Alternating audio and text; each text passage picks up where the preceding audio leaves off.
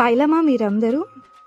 Yes, ఈ ఆంధ్ర అమ్మాయి తెలంగాణ మేడారం జాతరను చూడడానికి వచ్చింది. ముందు రీల్లో చెప్పినట్టు నా ఫ్రెండ్ నేటివ్ తెలంగాణ. సో నేను కూడా తనతో పాటు ఇక్కడికి వచ్చాను.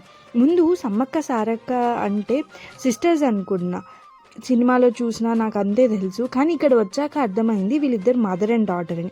ఇక్కడ ఎవరైతే ఒక కోరిన కోరిక నెరవేరుతుందో వాళ్ళు ఎంత వెయిట్ ఉంటారో అంత బంగారాన్ని, అంటే ఇక్కడ బెల్లాన్ని బంగారం అంటారు, దాన్ని సమర్పిస్తారు. సమ్మక్క సారమ్మల దగ్గరికి వెళ్ళే కంటే ముందు కొడుకు జంపన్న వాగులో కాళ్ళు కడుగు. ఇక్కడ సమ్మక్క సారమ్మలు అంటే 2 చెట్లు అన్నమాట.